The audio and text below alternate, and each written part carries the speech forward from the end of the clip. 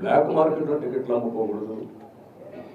ఒకప్పుడు మీరు గుర్తుపెట్టుకోవాలి, ఇక్కడికి వస్తే ఎంత క్లీన్గా పరిశుభ్రంగా ఉండేదో చూశారు. నేను కొండపైన పెద్ద ఎత్తున గ్రీనరీ పెట్టి, పెద్ద ఎత్తున ఔషధాల ప్లాంట్స్ అన్ని పెట్టి ఇక్కడికి వస్తే లైఫ్ పెరగాలని ఆలోచించాను. అలాంటివన్నీ కూడా మీరు గుర్తుపెట్టుకోవాల్సింది. ఒక దివ్య క్షేత్రం చేయాలంటే ఆల్ ఆస్పెక్ట్స్లో కాన్సన్ట్రేట్ చేయాలి.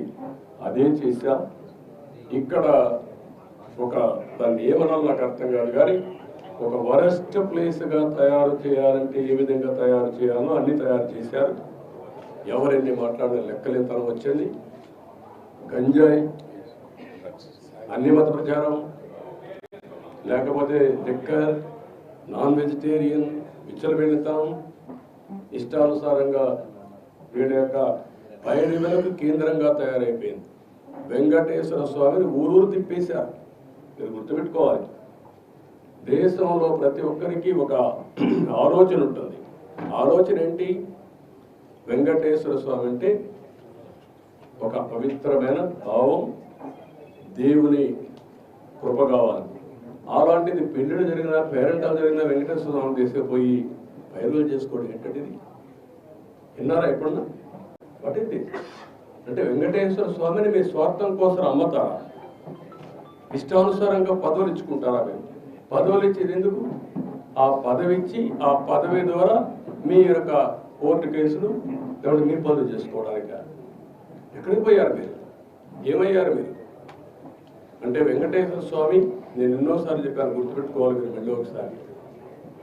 వేరే దేవుళ్ళు నెక్స్ట్ జన్మలో మీ మీద పనిష్మెంట్ ఇస్తారు, కానీ వెంకటేశ్వర స్వామిని నేను చూసా.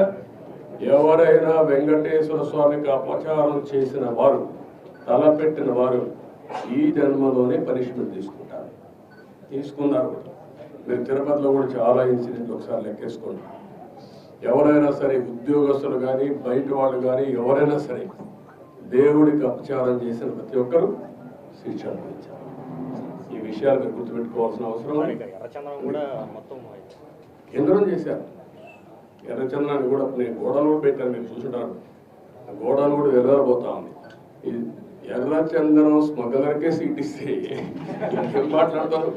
చట్టాలు కూడా ఒక చేతులకు అప్పచెప్పేస్తున్నారు. చాలా ఉన్నాయండి, ఒకటి రెండు మాట్లాడడం కాదు, చాలా ప్రక్షాళన చేయాలి.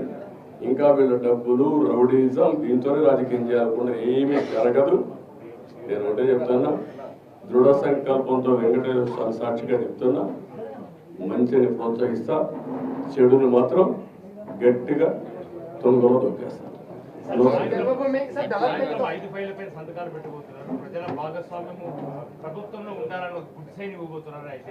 చెప్తారు కదా, అన్ని చూస్తారు కదా, అన్ని చెప్పాల్సిన లేదు. భోంచే ముందు రుచి ఎందుకు కాదు. నేను ఒకటే చెప్పా, 1.0 చూశారు, 2.0 చూశారు, 3.0 చూశారు, 4.0కి వచ్చాను. ఇప్పుడు మీరు చూడబోతారు. ఇప్పుడు అందుకని అందరికి అపీల్ చేస్తున్న, ఆఫీసర్లు కూడా, ఎంప్లాయీస్ కూడా అపీల్ చేస్తున్నా, రాజకీయ కార్యకర్తలకు అపీల్ చేస్తున్నా. నష్టపోయాం, ఈ నష్టాన్ని రికవర్ చేసుకోవాలి. అందరూ కూడా కలిసి పనిచేద్దాం, ముందుకెళ్దాం. Thank you.